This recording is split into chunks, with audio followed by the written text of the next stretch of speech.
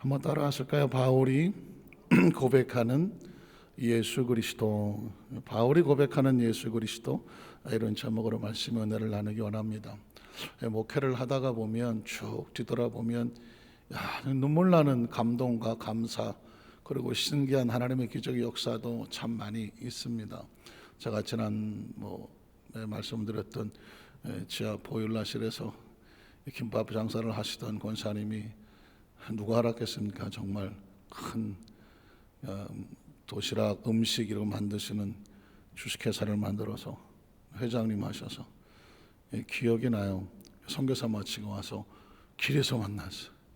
그것도 저녁에 좀 어둑어둑한데 어떤 분이 핸드폰으로 그냥 길에서, 그 앞에 그냥 까만 승용차가 있고 옆에 기사가 기다리고 있는데 어디서 많이 듣던 목소리 이렇게 딱 봤더니 그 권사님인 거예요. 그래서 아이고 할렐루야 권사님 그랬더니 목사님 좀 기다리세요. 제가 사업이 바빠갖고요. 그거 옆에서 이러고 있었다니. 전화 끝날 때까지. 이야, 사람 팔자 시간 문제예요. 그래서 옆에서 전화가 끝날 때까지 옆에서 오늘 워낙 중요한 또 사업적인 문제 기도고 전화 그러니까 기다려야지 어떡하겠어요 길에서.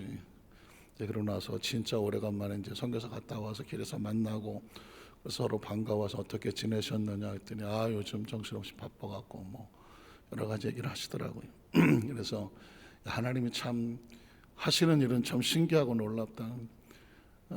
그러다가 보니까 제가 김보성전에 있을 때 아직도 있을 것 같아요. 풍무동 쪽에 앤틱이라고 해서 고가구를 이렇게 하는 가구점을 하시는 집사님 부부가 있었는데 한 달에 한 번씩 꼭 신방을 갔어요. 사업장 신방을 갔죠. 신방을 쭉 가다가 보니 처음엔 잘 몰랐는데 한 몇 개월 신방을 하다가 보니까 손님이 안 오는 거예요. 고가구점에 손님이 안 와요.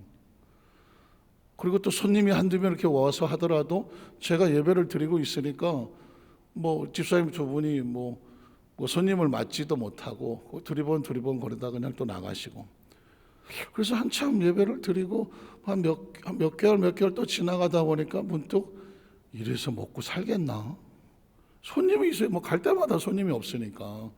예배를 들어갔는데 손님들이 막 있어서 제가 오히려 기다리고 이러면 혹시 낫잖아요. 근데 이거 가을 동안 텅텅 피고 있는 동안도 손님도 안 오고 사실 제가 불안해지기 시작하더라고요. 이렇게 힘들고 어려운데 꼭 그 신방 가서 하면 또 하나님 감사 예물을 꼭 준비해서 드리시고 하단 말이요. 그래서 제가 참다 못해서 한번 그랬죠. 집사님 여러 가지 어려우시면 우리가 사업장 신방 드리는 거를 또 다음에 좀 미룰까요? 이렇게 제가 그냥 높아시면서 이렇게 얘기를 했어요. 그랬더니 남자 집사님이 눈이 동그랗고 목사님 그러면 안 돼요. 왜 그러냐고. 솔직히 말해서 손님도 별로 없고 가게도 어려운 것 같아요. 제가 좀 걱정이 된다 했더니 목사님 뭘 모르시는 얘기 하시는. 우리는 한 달 내내 목사님 오셔서 예배 드린 날만 기다린대. 왜 그러냐고 막 그랬더니 지금 손님 없는 것처럼 보이죠. 목사님 예배 드리고 나면요 한 달치 주문이 들어와요. 여러분 안 믿으니까 아멘을 할까 말까. 한 달치 주문이 들어온대요. 어제도 지방에 한 달치 연결해서 주문을 받아갖고 저 지방에 한 달치 물건 그냥 한꺼번에 다 갖다 주고 밤에 늦게 올라왔다는 거예요.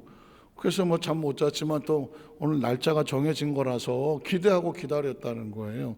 그러면서 뭐라고 말하냐면 우리는 하나님께서 이렇게 한 달치씩 한두 개 파는 게 아니라 그냥 한꺼번에 주문이 막 들어와서 30일 내내 물건 안 팔아도 큰 거 몇 가지만 주문이 들어오면 그걸로 얼마든지 생활해 간다는 거예요.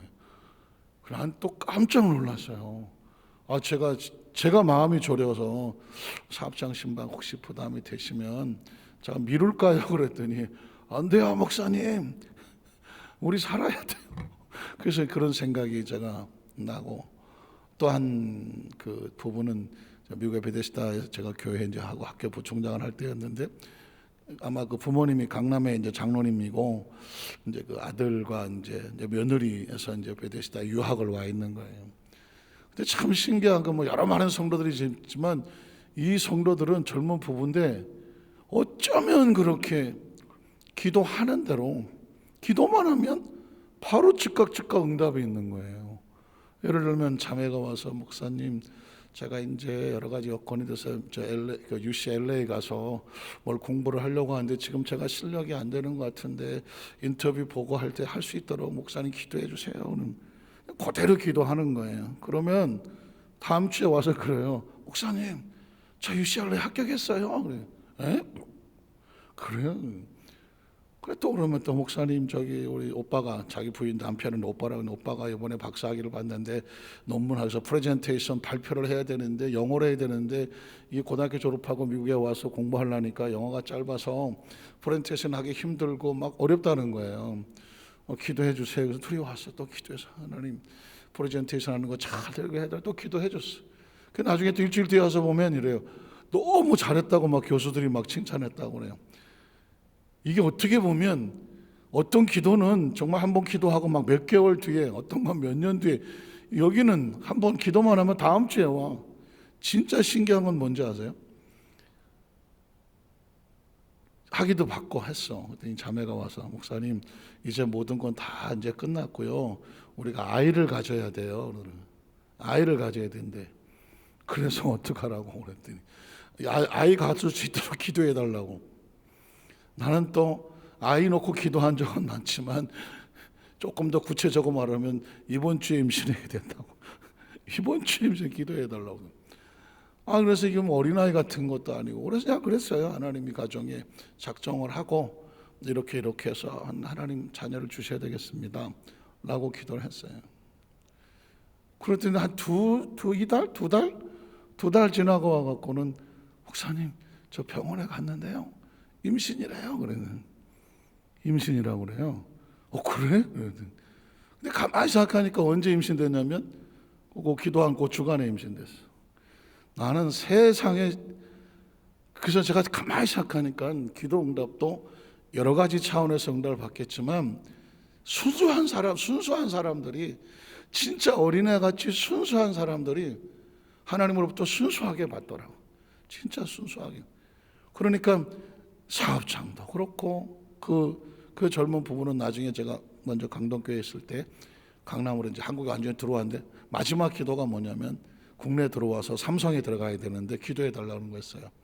그래서 제가 기도했던 기억이 나는데 진짜 삼성에 들어와서 한국에 와갖고 그래갖고 강동에 있을 때 애 애기하고 애가 둘이나 되는 거 하고 인사를 하러 왔더라고. 인사로 한 번 오고 아직도 안 오고 앉아있어. 이 목회를 하다 보면 이건 뭐 사람의 능력이 아니니까 하나님께서 정말 순수하게 믿음으로 고백하는 가정에 엄청난 기적들이 있어요. 그러나 반면에 뒤돌아보면 정말 내가 땅을 치면서 가슴을 아파하는 그런 사례들도 있어요. 제가 한번 말씀드렸던 기억이 있는 것 같지만 저로서는 엄청난 충격이라서 잊혀지지 않는 한 집사가 있어요. 지역장 되기 전에 구역장이었는데 정말 열심히였어요. 정말 열심히였고 남편도 뭐 제법 똑똑한 가정에 아이가 어려서 그렇지 열심히 해서 구역장 다음에 지역장 해도 되겠다 할 정도인데 그런 성도였었는데 한 번은 목사님, 저 공부하고 싶은데요, 여기 가서 공부해도 될까요 하고 전단지를 하나 들고 왔어요. 근데 전단지에 보니까 무료 성경신학원 이렇게, 그러니까 이 한국 기독교계에 처음 1995년 6년도에 처음 무료 성경신학원이라고 하는 이 쪽지가 돌기를 시작했고, 잘 모르니까 아마 기독신문이나 어떤 이런 데서도 그 광고가 나오기 시작했을 때예요. 그러니까 저도 처음 듣는데 이런 무료 성경신학원. 그래서 이게 뭐냐 그랬더니 누가 소개를 해서 가봤더니 여기는 무료로 성경을 가르쳐 준다. 그리고 뭐 이것저것 제한이 없고 열심히 와서 공부만 하면 된다. 그래서 여기를 왜 가려고 하느냐. 더 열심히 공부해서 제가 좀 더 좋은 일을 많이 하나님 일을 하고 싶습니다. 지금은 아이들도 어리고 남편도 지금 여러 가지로 바쁘는데 제가 뭐 정기적으로 다니기는 좀 어렵고 무료로 하는 데 가서 좀 배워서 열심히 봉사하고 싶습니다. 그런데 그때 한국 교계에 처음 그런 단어가 나왔고 저 역시도 분별이 안 됐고 한국 교계 자체에서도 무료 성경 신학원이 뭐 하는 곳인지가 파악이 안 된 그런 상황이었거든요. 그래서 이제 뭐 열심히 가서 공부하고 뭐 하면 잘 되겠네, 그렇게 생각을 했었죠. 그런데 한참을 다니는데 뭔가 이상한 기미가 보이고 몇몇 사람들이 이렇게 모여서 그룹을 다니고 이상하다는 소리가 들리기를 시작하고 하면서 파악을 하기 시작했더니 그게 소위 말하는 이제 이단성이 있는, 지금은 완전한 한국 교계를 뒤엎어 놓고 막 상처를 입히는 그런 이단의 뭐 종파가 됐는데, 거기서 처음 한국 기독교계를 파고 들어올 때 그렇게 시작을 한 거야. 무료 성경 신학원 가리킨다고 그래서 그렇게 유혹을 해서 하다가 그 사람들을 세뇌를 시키고 교육을 시켜갖고 그렇게 만들어 갔던 거예요. 제가 지금도 가슴을 치는 게 뭐냐면 그게 뭔지를 몰랐으니까. 제가 몰랐어요. 그러니까 어쨌든 무료 성경을 가르쳐 준다니까 가서 공부해봐라, 이제 그거 말 한마디 했던 것밖에 없는데, 나중에 어떻게 돼버렸냐면 집단화되기 시작하고 문제가 있다는 걸 알게 되고 교회에서 잊지 못하게 되어지고, 나중에 남의 집 밭에 이런 이건 뭐예요, 비닐하우스 같은 거, 거기다가 이제 가서 살면서 거기에 개인 집단 가정 재단 같이 차리고 몇 사람이 들락날락 하기 시작하는데, 제가 미국에 선교사를 갔다 와서 들어보니 뭐라고 말하냐면 자칭 예수가 됐더라고. 자칭 예수.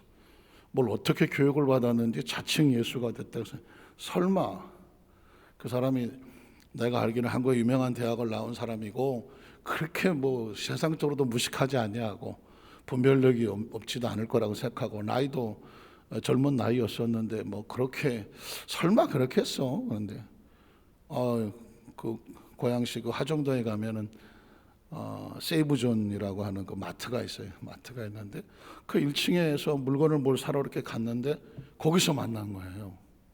거기서 만났어. 그래갖고는 만나는 순간 멋쩍어지는 거예요. 목사님 막 그렇게 얘기하는데 그 집사님 뭐. 그런데 이제 그러면 생각이 나는 거야. 이 사람이 그런 상황이 있다고 하던데. 그래서 내가 이제 뭐 단도직입적으로 물었죠. 집사님, 내가 할 땐 집사님이었으니까, 아니 집사님, 들리는 소문에 집사님이 뭐 예수 재림 예수라고 다니면서 그러고 다닌다던데 맞느냐? 지금 그 눈빛을 잊어버리지 않아요. 그때 제가 그렇게 물었더니 씩 웃으면서 그래요. 고개를 끄덕끄덕 하는 거예요. 내가 예수예요, 이런 거예요. 이거 막 정신이 퍽 올라오더라고요. 그래요?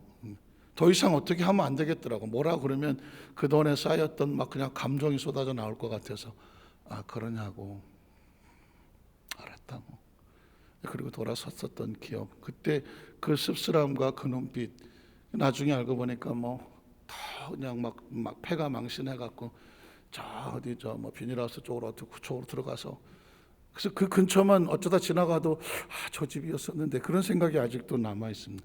제가 이 이야기를 드린 이유가 뭐냐면, 신앙이라는 것은 사람은 어떻게 변화가 되느냐, 예수 그리스도에 대한 신앙의 고백에 따라서 그 예수를 믿음으로 말미암아 전혀 새로운 하나님의 나라를 경험하는 축복의 통로가 되기도 하고, 예수를 통해서 예수를 잘못 알면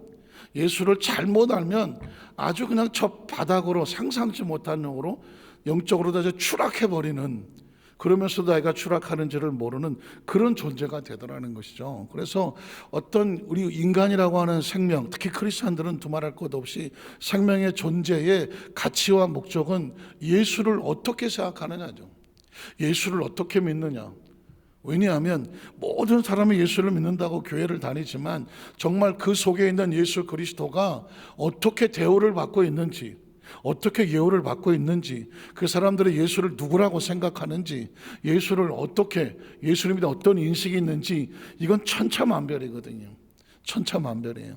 그것에 따라서 그 사람의 영적인 상태라든가, 그 사람의 기도라든가, 그 사람의 봉사라든가, 그 사람의 헌신이라든가, 이 모든 것은 그냥 그 삶 속에 가만 내버려둬도 열매로 나타날 수밖에 없는 것입니다. 오늘 성경의 주인공은 바울인데요, 바울이 아시는 것처럼 지난번에 했지만 사울이 스데반이 돌에 맞아 죽을 때 사울이란 청년의 이름으로 나와서 증인 쓰고 그랬던 사람 아닙니까? 왜 그랬을까? 목적이 뭘까요? 예수에 대한 인식이 잘못된 거죠. 사람은요, 근본이 나쁜 게 아니라 예수님에 대한 인식이 잘못되면 예수를 믿는 사람을 죽이러 다닌다니. 그렇잖아요. 성경을 아는 사람이고 무슨 당시 최고의 학부인 가말리엘 문화생이고 그걸 베냐민 지파의 이스라엘 백성 중에 백성이고 유대인 중에 유대인이고 무슨 바리새파고, 사실은 종교적으로 보면 성경적으로 비추어 봐서 전혀 손색이 없는 사람이 사울이요 바울이거든요. 그런데 예수를 믿는 사람들을 핍박하러 다니고 잡으러 다닌다? 이유가 뭘까요? 그의 머릿속에 예수에 대한 잘못된 인식을 가지고 있어서 그래요. 이게 문제인 거예요. 우리가 성경을 끊임없이 읽고 묵상하면서 정확하게 설교를 듣고 성경을 공부하고 말씀을 알아야 되는 이유가 뭔지 아십니까? 예수에 대한 정확한 인식입니다.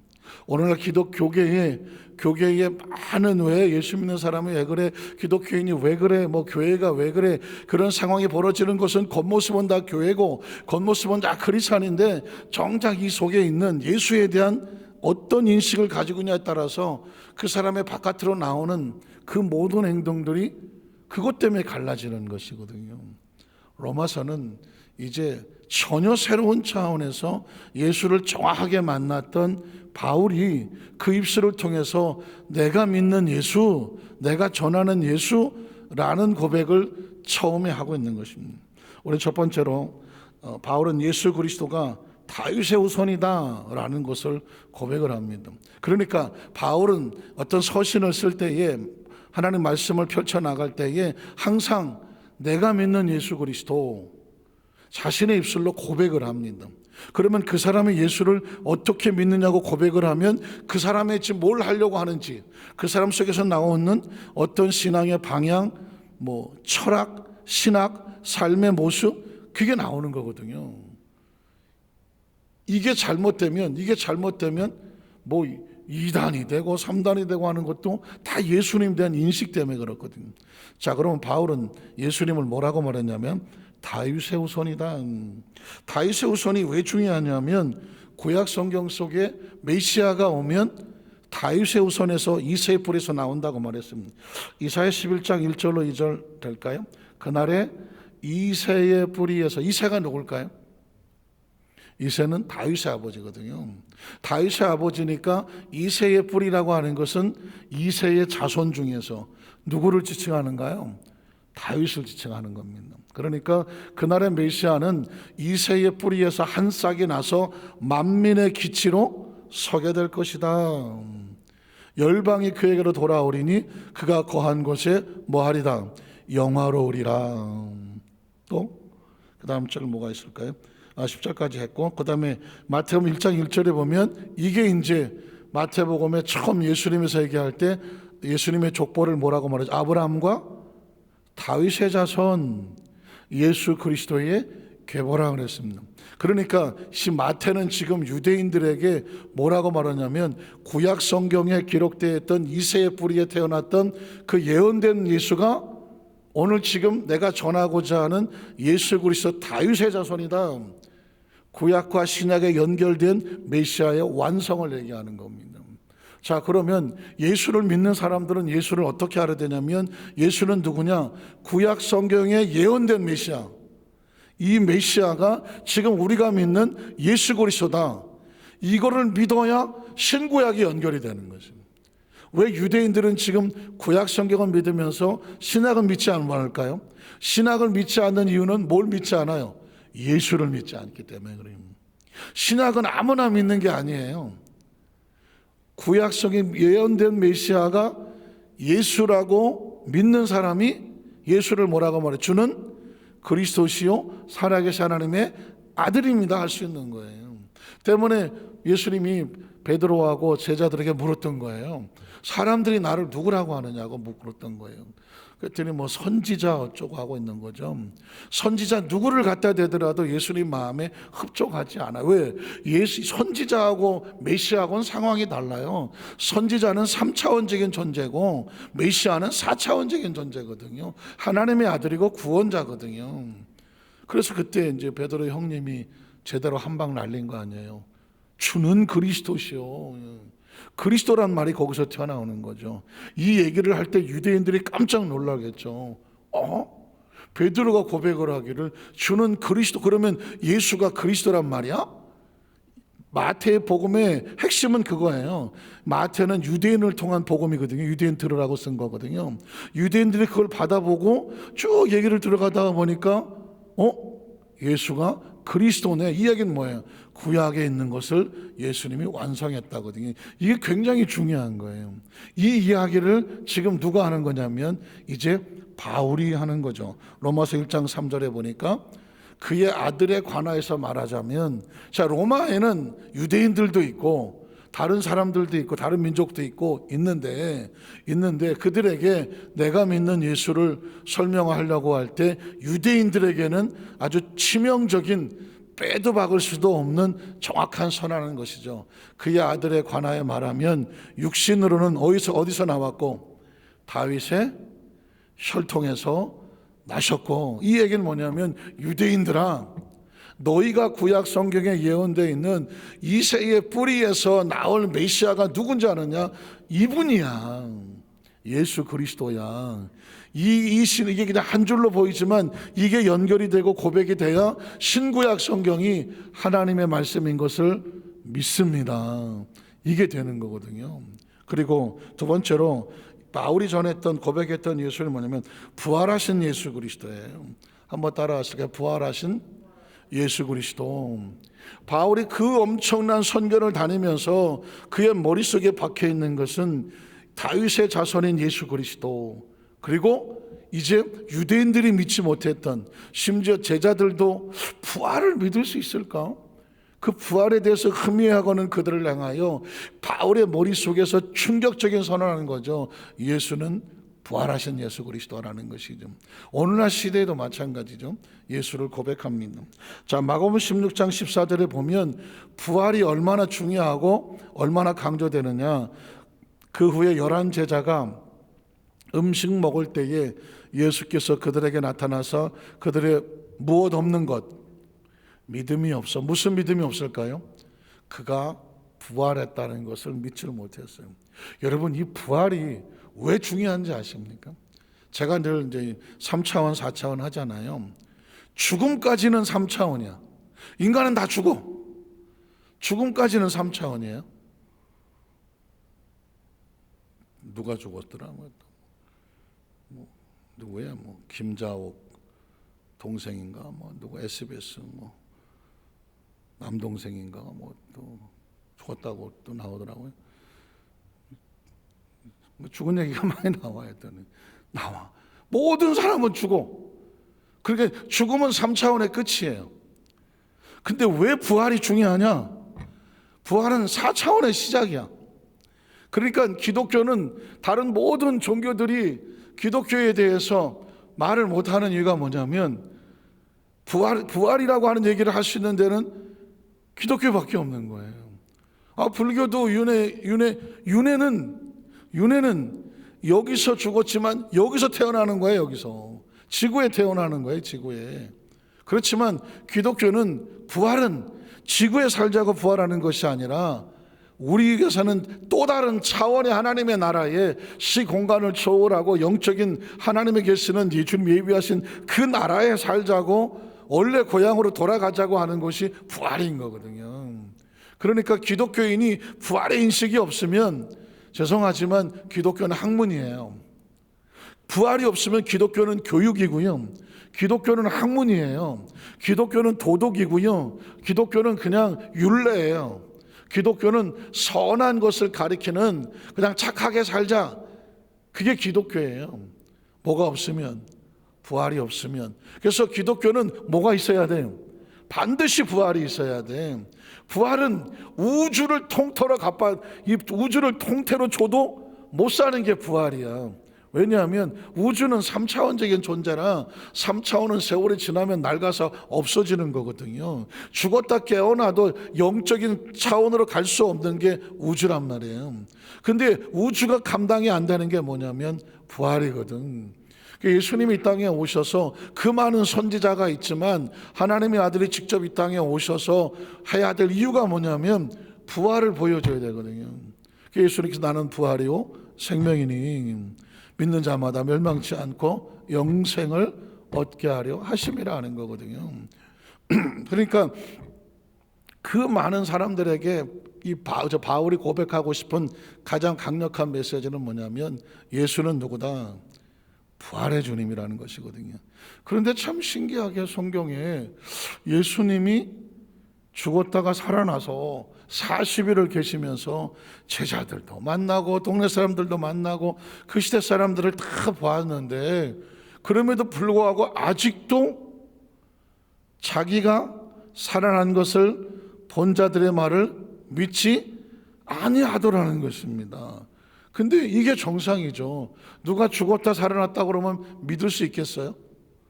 못 믿죠. 저 도마처럼 내가 손가락을 못자국에 눌러보고 옆구리 창자국을 눌러봐야 내가 믿겠다고, 이게 정상이에요. 왜냐하면 인간은 그런 감각으로 의지하고 파악하려고 드는 거니까.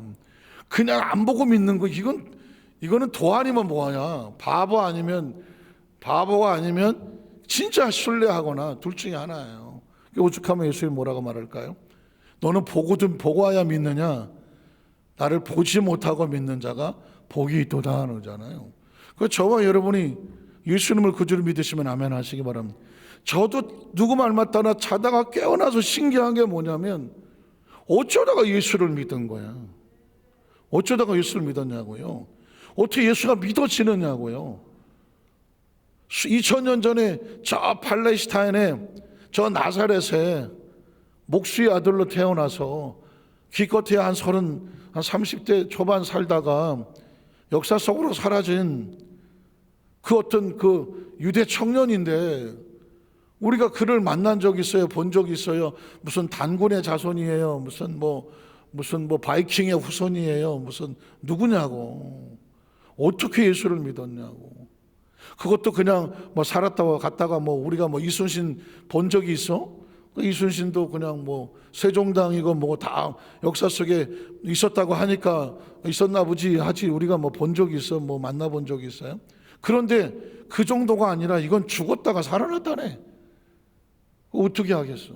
이건 지식으로 안 되는 거고요, 논리로 안 되는 거예요. 방법은 하나야. 차원이야, 차원. 차원을 알게 되면 당연히 부활이 있어야 되는 거예요. 이건 부활이 없는 게 이상한 거예요. 저와 여러분이라고 하는 존재가 육체가 3차원이면 영혼은 4차원이잖아. 우리는 기계가 아니잖아요. 기계는 3차원이에요. 프로그램만 있으면 되니까. 그러나 우리는 영이 있잖아요. 영. 지금 나라고 말하고 있는 이게 내 팔이야, 이게 내 팔이고 이게 내 가슴이야, 내 머리야. 지금 내 육체에 대해서 지칭을 하고 지금 말하잖아요. 내 마음이 이래. 그러면서 내 속에서 움직이고 있는 보이지 않는 내가 있잖아요. 보이는 내가 아니잖아요. 보이는 내가 아니고 보이지 않는 어떤 그게 내 속에서 지금 나를 움직이고 있잖아요. 그게 영혼이지, 영혼. 영이 아니면 내 육체만 가지고 어떻게 움직일까요? 이건 차원이 다른 거예요. 이 차원의 세계는 하나님의 차원인 거예요. 그러니까 하나님의 차원이 3차원에서 4차원으로 가는 그 출발이 뭐예요? 부활이 있어야 되는 것이고, 죽음을 이겼으니까 부활은 4차원이에요. 3차원에 쓸 수 없는 단어예요. 그리고 부활의 첫 문을 통해서 우리가 그 다음 단계가 뭐예요? 영생이 되는 거죠. 영생이 되는 것이고, 그 영생의 백그라운드는 뭐예요? 천국이죠. 그러면 천국의 백그라운드는 뭐예요? 하나님이죠. 하나님이 뭐예요? 창조주죠. 그 창조주와 우리와 연결되는 이 연결 코드가 뭐냐? 예수 그리스도인 거죠. 그러면 아주 정확하게 논리적이 되는 것입니다. 아주 똑똑한 논리적인 석박사가 와서 아마 논리 싸움을 해보자고, 영혼을 뭘로 설명할 건데, 생명을 뭘로 설명할 거냐고요. 설명을 해보라고 하죠. 논리는 설명이 안 되고요, 3차원에서는 생명은 설명이 안 돼요. 영어는 더더욱 설명이 안 되고요. 그래서 그냥 뭐 신기하다, 뭐 기적이다 이러고 마는 것이죠.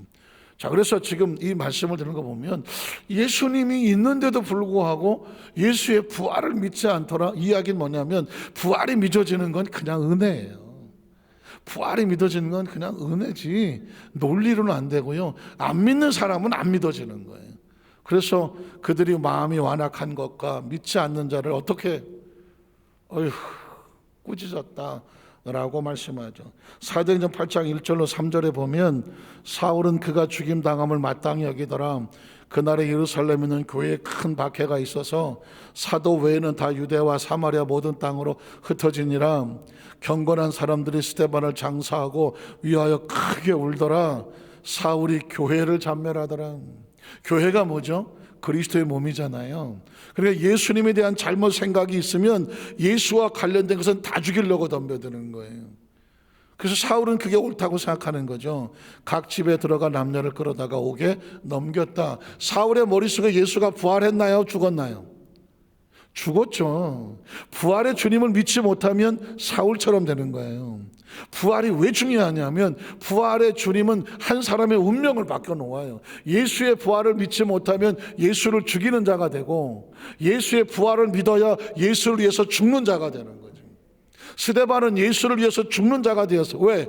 예수의 부활을 믿었으니까. 사울은 예수 믿는 사람을 죽이는 자가 됐어. 왜 그랬을까요? 예수의 부활을 믿지 못했으니까. 그래서 그 다음 절에 보면 자, 사도행전 9장에도 보세요. 사울이 주의 제자를 대하여 여전히 위협과 살기가 등등하여 대제사장에게 가서 담에서 여러 회당에 가져갈 공문을 청하니 이는 만일 그 도를 따르는 사람 예수님이에요. 남녀를 막론하고 결박하여 예루살렘으로 잡아오려 함이라. 사울이 길을 가다가 다마스에 가까이 이르더니 호련히 하늘로부터 빛이 그를 둘러 비추는지라. 땅에 엎드러져 들으며 소리가 있어 이르되 사울아 사울아 내가 어찌하여 나를 박해하느냐 하시거늘 대답하되 주여 누구 있으니까 이르시되 나는 내가 박해하는 예수다. 왜 이 장면이 필요할까요? 왜 이 장면이 필요할까요? 사울은 논리로는 깨지지 않아요.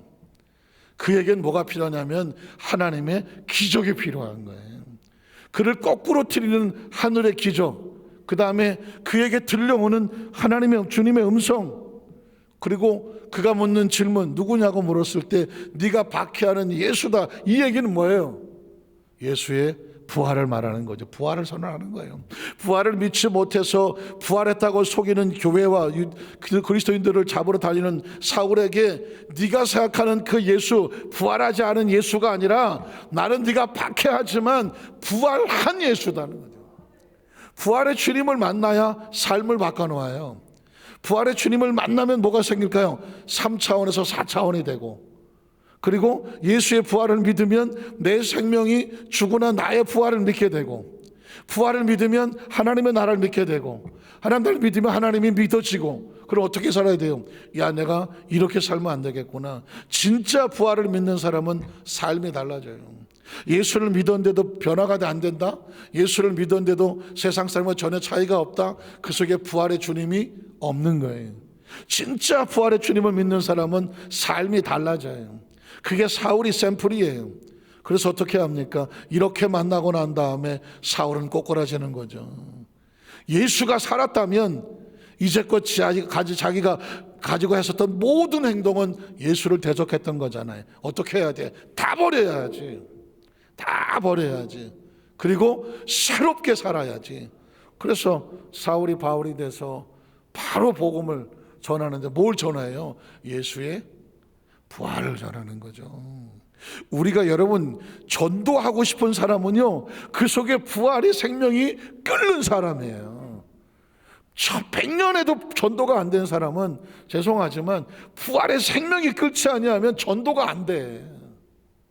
전도는요, 그 속에 부활의 주님을 만나서 이 부활의 주님을 전하고 싶은 열정과 열망이 있어야 전도가 되는 거예요. 교회에서 전도 1년에 한 번 전도 1명 하고 3명 전도하고 구역, 이게 전도가 아니에요. 사울이 바울이 뭐 예수님께서 너 맨날 전도해라 이놈아 하고 두드려 패서 전도하러 다닙니까? 아니라니까요. 이 안에 불이 있어야 돼요. 부활의 주님에 대한 체험이 생명이 움직여서 나를 가만두지 말아야 돼요. 신앙이 점점 식어가는 건 신앙이 식는 게 아니에요. 내 안에 부활의 생명이 식어가는 거예요. 이 헌신과 봉사는요 그냥 되는 거 아니에요. 이 안에 부활의 생명이 움직여져야, 그래서 그 생명이 또 다른 생명이 나로 하여금 봉사하게 만들고, 나로 하여금 기도하게 만들고, 나로 하여금 성전에 달려오게 만들고, 나 힘들고 어려울 때 위해서 손들어 같이 기도해 주게 만들고, 하나님의 거룩한 나라를 위해서, 진짜 가야 될 나라를 위해서, 진짜 생명을 위해서 내 육신의 생명을 가지고 내가 움직이게 하는 건 뭐냐면 부활의 생명이 나를 움직이는 거예요. 사울을 누가 바꿨어요?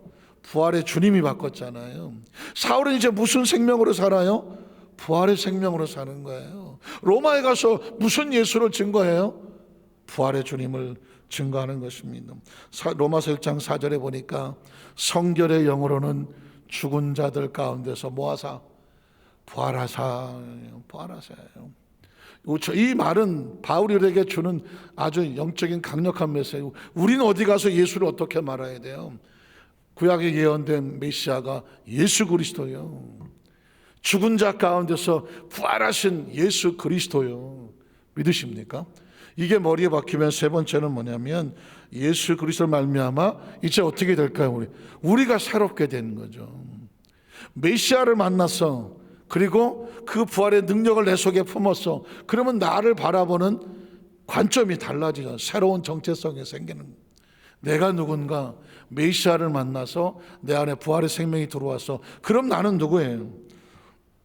로마서 1장 5절에 보면 그로 말미암아 우리가 은혜와 사도의 직분을 받아. 은혜와 사도의 직분을 받아. 사실은 제가 지난번에 약간 좀 언급을 했지만 바울은 자신이 사도라고 불리기를 좋아했어요. 바울 사도 하잖아요. 사실은 12사도하고는 조금 차이가 있어요. 사도란 뭐냐? 예수님 당시에 예수님으로부터 직접 말씀을 들었고 예수님의 사역의 현장에 같이 있었고 그의 죽음을 보았고 그의 부활을 보았으며 그의 승천을 본 사람이에요. 그게 사도예요. 그 12사도라고 말하는 거예요. 그 12사도밖에 없는 거예요. 예수 직접 부른 제자들이니까. 그런데 어느 날 뜬금없이 사울이 바울이 돼서 나타나서 나도 사도야 라고 말하기 시작하는 거거든요. 사실은 엄밀히 말하면 사도의 자격은 없는 거예요. 그러나 바울이 사도로 불리고 싶은 이유는 뭐냐면 그의 마음속에 직접 듣지는 못했지만 사이 직접 현장에 다니지는 못했지만 부활의 주님을 만났고 다메섹 도상에서 체험을 했고 그의 마음속에 부활의 주님을 확실히 믿고 있거든. 그러니까 부활의 주님에 대한 확신을 가지고 내가 이걸 가서 로마까지 가서 목숨 걸고 순교하고자 하는 열정과 열망이 있어서 그는 스스로 나는 사도야. 그래서 사도 바울 하지만 사실은 이제 나중에 베드로와 바울이 조금 다투는 일이 벌어지게 돼요. 왜냐하면 이것도 조금 더 신학적으로 좀 들어가야 되는 문제인데 베드로가 전했던 복음하고 사울이 전했던 복음하고 약간의 충돌이 있어요. 약간의 충돌. 베드로는 예수의 사랑에 대한 강한 것을 강조하고 바울은 이신득이 믿음을 강조를 해요. 강동을. 그러다 보니까 사랑이라는 실천과 믿음이라고 하는 이 영적 세계가 이게 부딪혀지는 게 있었죠. 야고보에 보니까 믿음이냐 행함이냐 부딪혀지는 거죠. 두 가지는 같이 있어야 되는데 어쨌든 그래서 바울은 항상 얘기할 때 사도라는 말을 쓴다. 그 이유는 뭐냐? 자신은 부활의 주님에 대한 확신이 있기 때문이죠. 직분을 받아. 얘기가 나온 김에 요즘 신사도 운동이라는 말 혹시 들어보셨다고 하면 한국 기독교계에서는 신사도 운동을 정통 기독교 선을 넘은 이단적인 요소가 있다라고 봐요. 신사도는 뭐냐? 지금도 사도가 있다라고 말하는 거죠. 사도가 자기들이 사도라고 말을 해요. 그래서 뭐 자기들 조건을 가지고 만들어서 뭐 그 피터 와그너와 그 일 이렇게 따르는 사람들을 통해서 사도가 있고 원사도가 있고 또 밑에 사도를 세워서 계속 사도적 권위를 가지고 하나님 일을 한다라고 하는 그런 책자도 있고 모임도 있고 뭐 신학교도 있고 그런 데가 있는데, 제가 이 이야기를 하는 이유는 뭐냐면, 혹시라도 우리 성도들 가운데 신사도적 어떤 그런 표현을 쓰면서 사도적 권능 뭐 이런 쪽으로 얘기에 대해서 어떤 뭐 아까 저 무료 성경신학원처럼 자료가 있다든가 책이 있다든가 어떤 면에 접근이 있다든가 할 때 이 부분은 문제가 좀 있다. 그래서 이 부분에 대해서는 정확하게 뭔가 좀 규명해야 될 부분이 있기 때문에 그냥 섣불리 덜커덕 괜찮아 보인다고 가서 뭐 책자나 어떤 것에 접촉이 되지 않도록 여러분 조심하셔야 된다라고 제가 말씀을 드리고요. 자, 그래서 그 이름을 위하여 모든 이방인 중에서 믿어 순종하게 하니, 자, 너희도 그들 중에서 예수 그리스도의 거스로가 뭐예요? 소유로 부르심을 받은 자다. 그래서 7절에 보면 로마에서 하나님의 사랑하심을 받고 뭐로 부르심을 받았어요? 성도로 예수 그리스도의 것으로 복음을 전하는 자로 이렇게 됐다는 거죠. 자, 보십시오. 예수에 대한 정확한 신앙 고백이 있고 부활의 신앙의 확신이 있으면 나타나는 반응이 뭐냐? 전도를 하고 싶은 거예요. 선교를 하고 복음을 전하는 것. 이유가 뭐냐? 나는 예수님의 소유야. 예수님. 그리고 세상에서 나와서 거룩한 공동체를 이룬 성도거든, 성도. 이걸 성도라고 말하는 거거든요. 그래서 이건 그냥 되는 것이 아니라 이런 정확한 신앙 고백이 있는 사람이 그 삶 속에서 자연스럽게 나타나는 열매다. 말씀을 정리하기를 원합니다.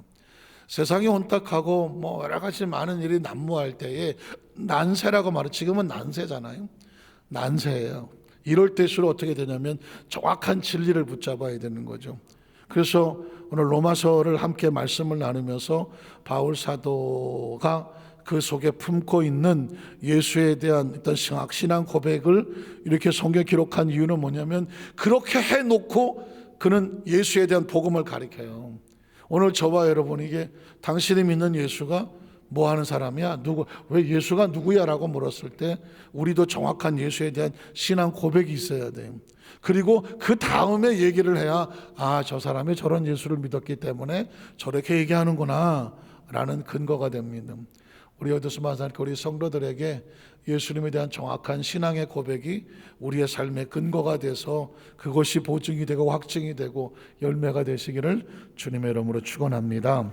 기도하겠습니다. 하나님 아버지 감사합니다.